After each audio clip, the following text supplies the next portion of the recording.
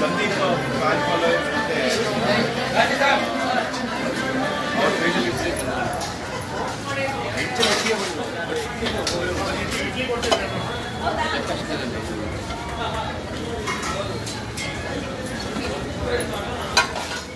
ಕೋಟಿಗೆ ಬಂದಿದ್ದೀವಿ.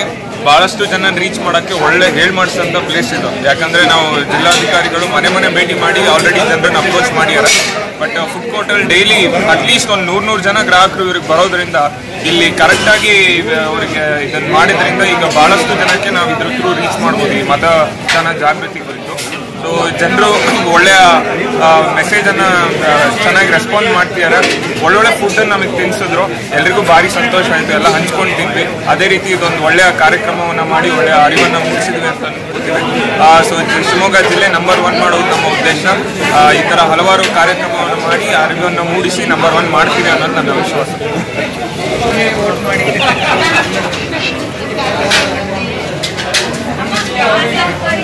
ಈಗ ಹೋಗಿ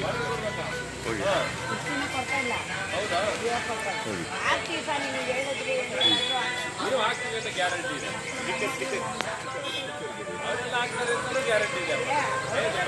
ಎಷ್ಟು ಜನ ತರಕಾರಿ ತಗೊಳಕ್ ಬರ್ತಾರಲ್ಲ ಅವ್ರಿಗೆಲ್ಲ ಹೇಳ್ರಿ, ಎಲ್ಲರಿಗೂ ಹೇಳಿ ಆಯ್ತಾ. ಅದು ಕೊಡಿ, ಯಾರು ಕೊಡಿ, ಅದಕ್ಕೆ ಕಳಿಸ್ತೀವಿ. ಇದನ್ನ ಬಂದವರೆಲ್ಲ ನೋಡ್ಲಿ. ತಗಡಿ ಇಟ್ಕೊಳ್ಳಿ ಸಾಹೇಬ್ರು, ಇಟ್ಕೊಳ್ಳಿ. ಹಾಕಿ ತೋರಿಸ್ಬೇಕದು.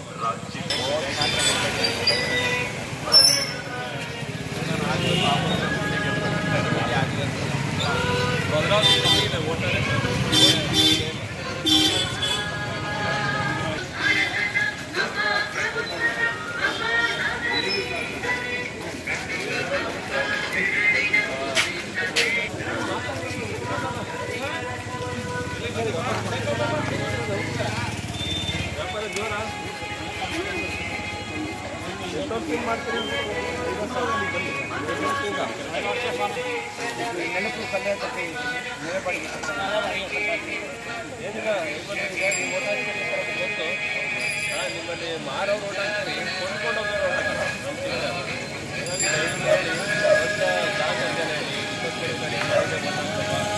ಆ ಮೂಲಕ ಒಂದು ಜವಾಬ್ದಾರಿಯನ್ನು ತೋರಿಸ್ತಾ ಹಾಗೆ ಅಂತ ಹೇಳಿ ಒಂದು ಮಾತು ಜವಾಬ್ದಾರಿ. ಯಾರಿಗಾದ್ರೂ ಓಟ್ ಹಾಕಿ, ದಯವಿಟ್ಟು ಓಟ್ ಹಾಕಿ.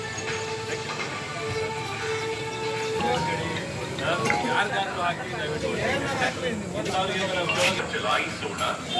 ಇಲ್ಲಿ ಹಿಟ್ಟಿಂಗ್ ಮಷೀನ್ ತರಕಾರಿ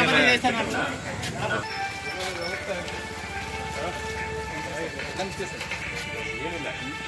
ಇವತ್ತು ಚುನಾವಣೆ, ಲೋಕಸಭೆ ಚುನಾವಣೆ ಬಂದಿದೆ 21ನೇ ತಾರೀಕು.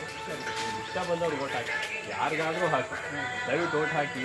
ನಮ್ಮ ಜಿಲ್ಲೆಯಲ್ಲಿ ಅತಿ ಹೆಚ್ಚು ಮತದಾನ ಆಯಿತು ಅಂತ ಹೇಳಿ ಒಂದಷ್ಟು ಈ ಪ್ರಜ್ಞೆಗಳ ಜನ ಅಂತ ಆದರೂ ಹೊರಗಡೆ ಜಗತ್ತಿಗೆ ತೋರ್ತಾನ ಅಂತ ನಮ್ಮ ಅಭಿಪ್ರಾಯ. ಅದೇ ಕೂಡ ನಿಮ್ಮ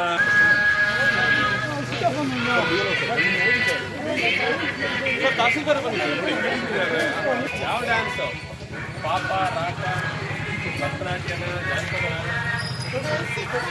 ಬೇಸಿಕ್ ಡ್ಯಾನ್ಸ್. ಗುಡ್. ನೀವೆಲ್ಲ ಮನೆಗೆ ಹೋಗಿ ಏನು ಮಾಡಬೇಕು ಗೊತ್ತಾ? ಡಿ ಸಿ ಅಂಕಲ್ ಬಂದಿದ್ರು.